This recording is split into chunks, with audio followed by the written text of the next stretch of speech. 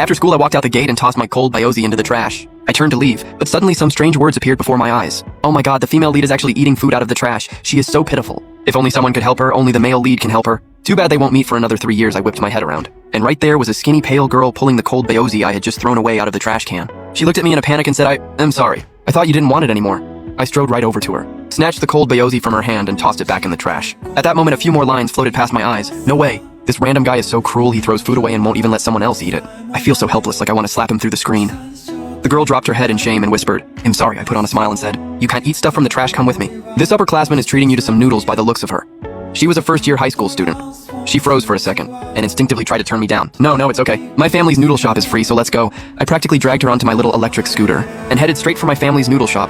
Just then, a few more lines drifted by. I take back what I said earlier, this upperclassman is a really good guy. He is good, but this plot feels off though. Guess it's been changed, but that's fine. I hope the female lead can get out of her misery soon, but what if she falls for this random upperclassman? No way, the male lead is the canon pairing. But this guy might turn into a second male lead. These commenters were worrying over nothing. I had zero interest in being a homewrecker on the way I asked for her name and what grade she was in. She really was a first-year student and her name was Veronica. When we got off, she dragged her feet, too scared to follow me into the shop. So I just grabbed her by the wrist, pulled her inside, and yelled, Mom, I am home. The shop was empty right then. My mom and dad were sitting around scrolling on their phones, and when they looked up, they were both stunned. I knew what surprised them in the past. I had only ever brought my guy friends here for free meals. This was the first time I brought a girl home, but they snapped out of it pretty quickly. And both broke into big smiles. My mom said, Hey there, cutie. Have a seat. Have a seat.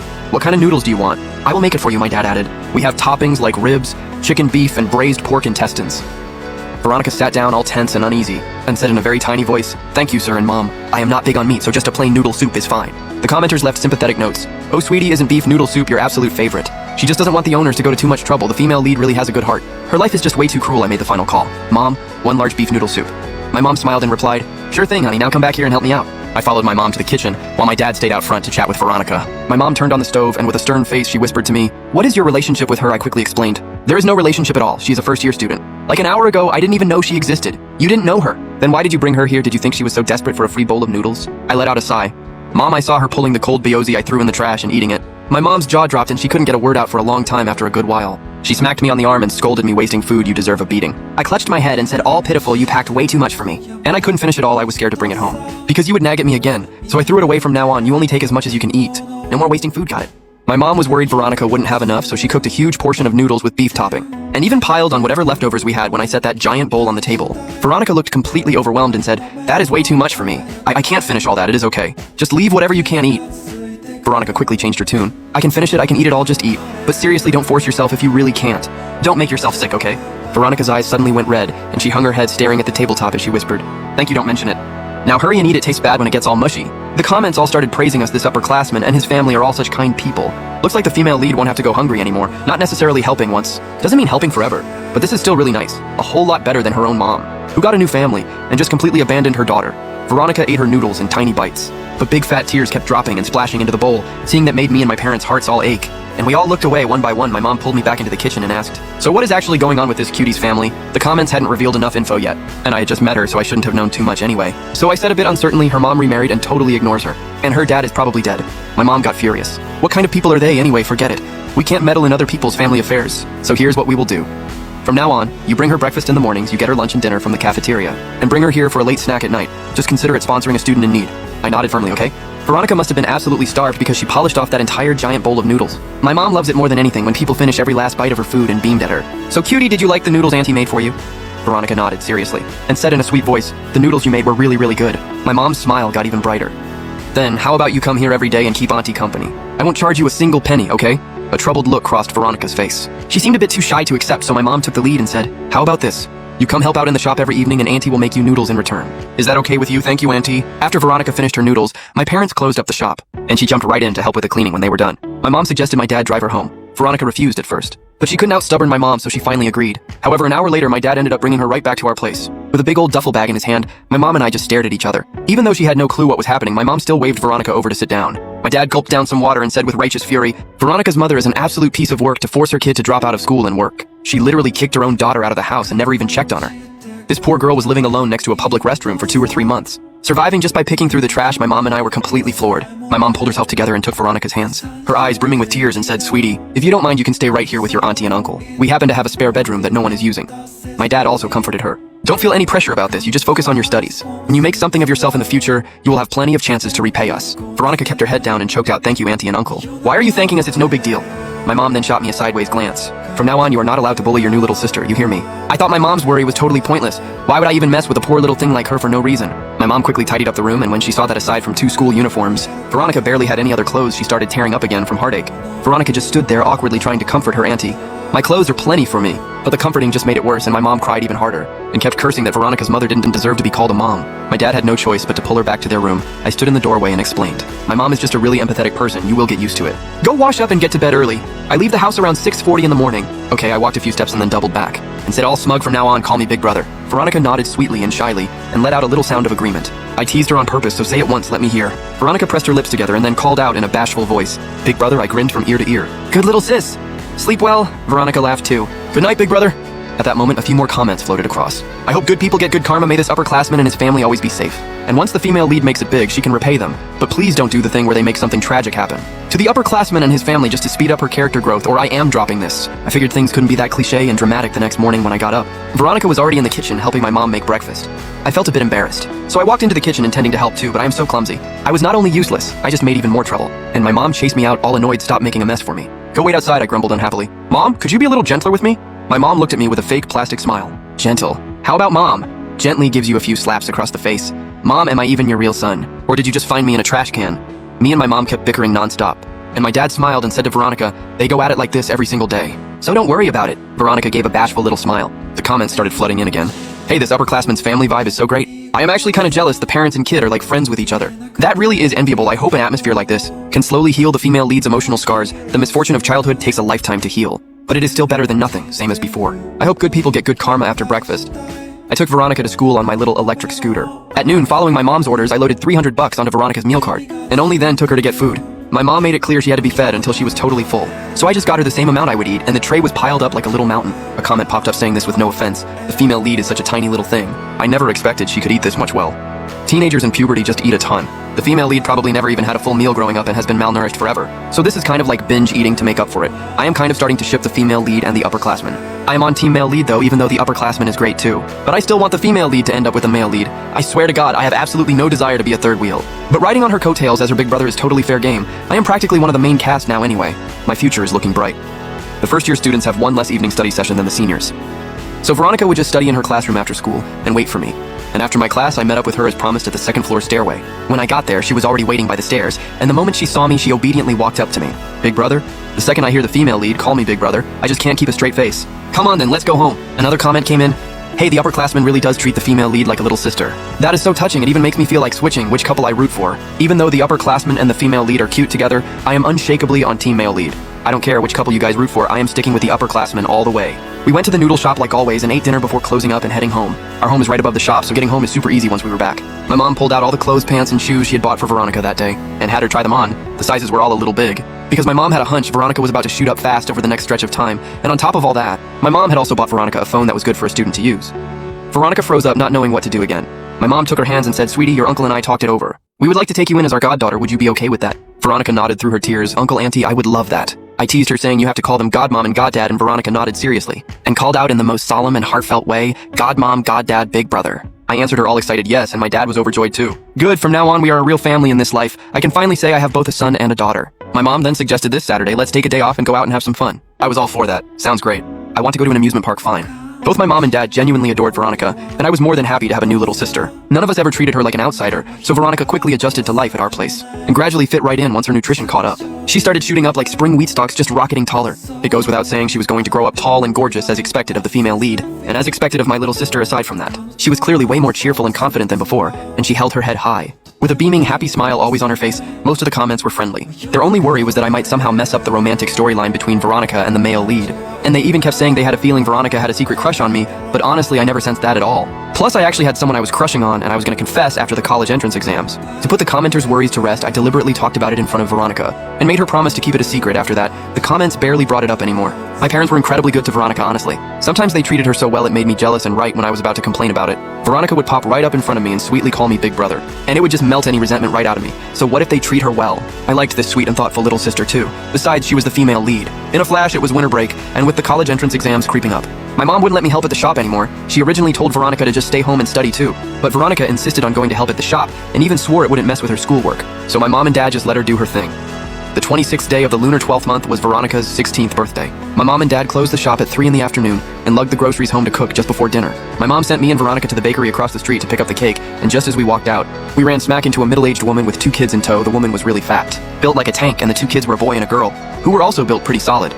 Right then, Veronica's face went pale with horror, and she grabbed my sleeve and urged me to hurry away, but who would have guessed that middle-aged woman would actually chase after us? She grabbed the cake I was holding and glared at Veronica and started screaming insults. "You ungrateful brat, at home all you did was scream and cry about wanting to go to school.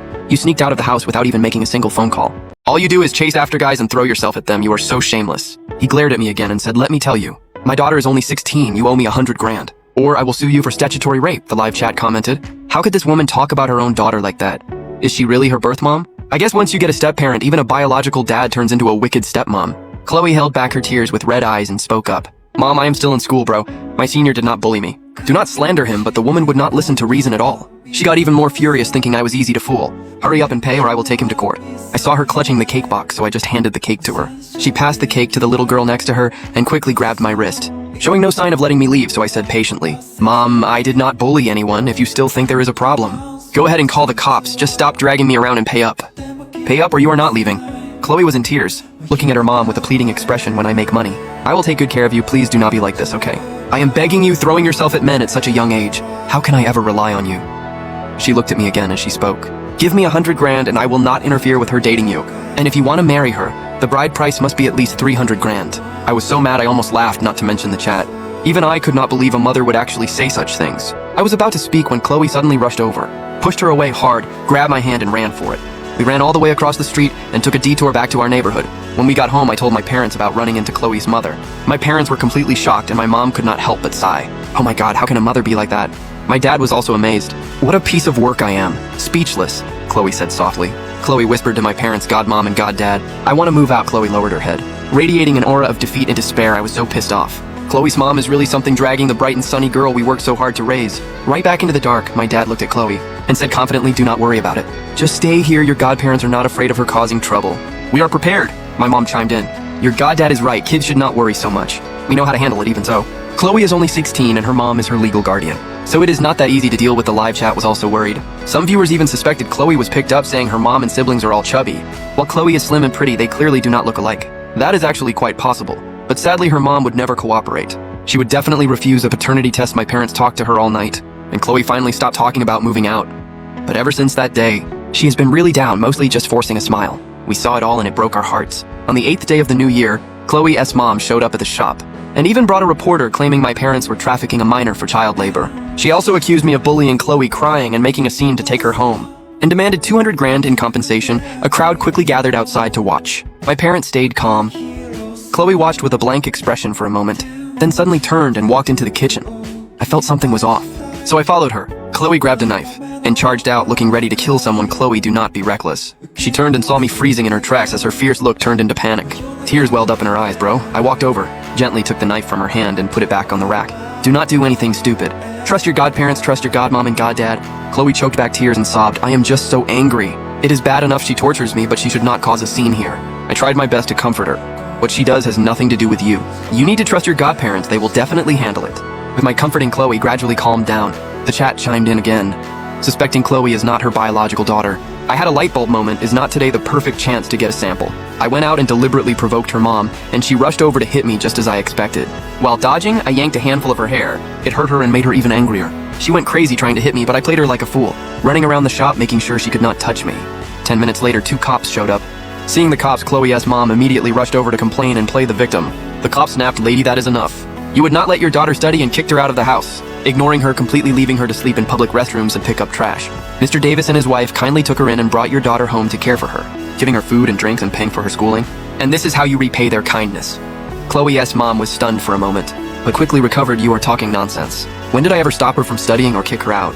Even if you are a cop, you cannot falsely accuse people. You know perfectly well if it is false or not. We called both you and your husband back then. asking you to take the kid back and take care of her, but you and your husband said you had no money for school, and claimed she was old enough to fend for herself. We actually recorded that entire phone call. If you want to hear it, I can play it for you right now. The day after my dad decided to take Chloe in, he went straight to her neighborhood community center and had the staff contact her mom and stepdad pretending to ask them to take Chloe back. Of course, they refused, just as expected. Her mom and stepdad flat out rejected the idea, and my dad took the opportunity to suggest he could take Chloe in. But if her mom came looking for trouble, the police would need to step in and help. The cops were more than happy to have someone care for Chloe, so they would not have to deal with that unreasonable woman, and they agreed. The crowd started booing, and some hot-tempered people were already cursing at Chloe's mom. She was left speechless and did not have the guts to argue anymore. She turned and fled in embarrassment. The cops publicly praised my parents for their good deed and told us to call them immediately if her mom ever caused trouble again. Finally, they reminded Chloe to study hard and not let down the kind uncle and auntie who helped her. After the cops left, most of the crowd dispersed. A few people came in to eat, and they could not stop praising my parents for helping Chloe. Someone posted what happened online, and several videos even went viral. I saw them myself, and I was really glad that most of them blurred out Chloe, my parents, and me. As for her mom, they only put a tiny mosaic on her head, basically leaving her face exposed. Since right and wrong were so obvious, the online opinion was completely one-sided. In less than a day, netizens dug up everything about Chloe's mom and stepdad. Some netizens even came forward to testify that Chloe had been abused by them for a long time. They got roasted online, and some people even threatened to throw manure at their door. I say they totally deserve it. That afternoon, I secretly took hair samples from Chloe and her mom to the hospital for a DNA test. It took a week for the results, but the chat was spot on. Chloe is indeed not her biological daughter. When I told Chloe and my parents that night, Chloe froze for a second and then covered her face and cried. The chat went wild with excitement. The female lead is crying tears of joy. Not having a real mom means no more pain, bro. Matt is amazing. He is literally a saint. I kind of want to ship bro and the female lead now. Maybe not the female lead and male lead are the official couple. And bro has his own crush. Family love is just as sweet to ship. My mom is a sentimental person, and she started shedding tears too. I knew it. I just knew it. She never acted like a real mom. She acted more like an enemy. My dad patted Chloe on the shoulder. We will go to the cops tomorrow to explain and terminate the parental relationship as soon as possible. She will not be able to control you anymore. My mom excitedly added, we should find your real parents. The chat started debating too, even if she is not biological. It does not mean she was kidnapped. After all, she is a girl. There are plenty of people who give up baby girls, yeah. What if we find them and they do not even want to acknowledge her? Would not that just be a second trauma? The chat made a good point. Just as I was thinking how to bring this up, Chloe lifted her tear-stained face and said with extreme determination, God, Mom, I do not want to find my real mom. My mom was confused and asked why Chloe choked out. My real mom might not even love me. My mom was slightly stunned before realizing. She pulled Chloe into her arms with a heartbroken look. Chloe, your godmom loves you. If you do not mind, I will be your real mom from now on. My dad also got teary-eyed. And I will be your real dad from now on. I joined in too. And I will be your real bro. We will share the responsibility of taking care of you when we are old. Chloe looked at my mom, then at my dad, and finally at me. She burst into a smile through her tears. Okay, my parents and I were moved by her and started smiling too. The four of us laughed together in a big group hug. The chat commented, why am I crying and laughing at the same time? I do not know how to feel. This is great. It is a sweet romance story. The next day, my dad eagerly took Chloe to the police station. To make it look more serious, my dad claimed he suspected Chloe was a victim of child trafficking. Trafficking is a criminal offense, so the cops immediately summoned her foster mom for questioning. They also did a more official DNA test with expedited results. The report came out in just 3 hours, faced with solid evidence. Her foster mom's mental defenses collapsed quickly, and she confessed to everything. It turned out her foster parents had been unable to have kids for years after marriage. One time, her foster dad came back from working out of town, bringing newborn Chloe with him. He told his wife that Chloe's parents did not want a girl, and sold her to him for $2,000. Her foster dad had been dead for years, so there was no way to prove if that was true, but buying and selling kids is always illegal, so the mother-daughter relationship was officially void.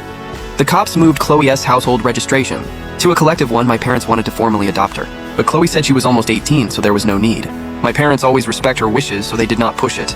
The chat started discussing, I feel like the female lead does not want to be formally adopted. For a specific reason. If she is formally adopted, she gets inheritance rights. Maybe she just does not want to split the assets with bro. Based on what the godparents think, whether it is official or not, they will not treat her poorly, and of course, the female lead will repay them countless times over. It is a win-win. A total win-win. After that incident, our noodle shop became a viral spot. So many people came to eat every day, and the line for check-ins was super long. My dad was stressed out with so many people coming every day. My old bones cannot take this, I comforted him. The viral hype will die down soon. Just hire a couple of temps for now. Makes sense. My dad hired 2 aunties to help out. As winter break ended, the crowd thinned out. But some locals became regulars. So after things settled down, we still had double the customers we used to. My dad kept calling Chloe our little lucky star. Without the constant threat of her foster mom, Chloe bounced back really fast. Soon it was college entrance exam season, and during those 2 days, My mom wore a kippao outside the testing center waiting for me. I did my usual best, and should easily get into a good top-tier university after the last exam. The class monitor organized a dinner party. I was a bit excited about the dinner, because I planned to confess to a girl I had been flirting with for a while before going. I went home and changed into a sharp outfit, and as I was leaving, my mom handed me an envelope. "What is this?" My mom shook her head. "Chloe gave it to me and said to give it to you after your exams." I opened it in confusion, and it was a stack of photos, all showing my crush going to hotels with different guys. My fragile little heart just quietly shattered into pieces. Then some text floated in front of me. "The female lead is so sweet, waiting until after the exams to let bro get dumped. Haha." I feel like she has an ulterior motive that must be your imagination. She just did not want bro to get scammed by a trashy girl I called the class monitor and skipped the dinner. Later, my crush texted asking why I was not there. I took a pic of one of the photos and sent it to her. She never replied, so I blocked and deleted her in one smooth move. At 9 p.m., Chloe came back home. She seemed afraid I would blame her and timidly called out bro, and then said, "Sorry bro, I am sorry. I know the difference between good and bad intentions. I am just a little sad. Why are you apologizing? I should be thanking you." She was trash anyway. Cutting my losses early was the right move. Worried she would blame herself, I tried hard to comfort her instead, telling her not to feel guilty. Over 20 days later, the grades came out. It was pretty much what I expected, and I put a top northern university as my first choice. After playing non-stop for a month during summer break, I finally settled down. Helping out at the shop every day, Chloe took my old junior yearbooks to study ahead, and asked me whenever she did not understand something when it comes to studying. Chloe is not only hardworking, but also incredibly talented. Over the summer, she not only finished all the textbooks, but also did a ton of practice tests, and the craziest part is that her accuracy rate on those tests was up to 80%, a total genius. I genuinely admired her when school started. My parents and Chloe went with me to drop me off at college. Ever since I started college out of town, I have not been able to see the live chat. I guess it is a distance thing.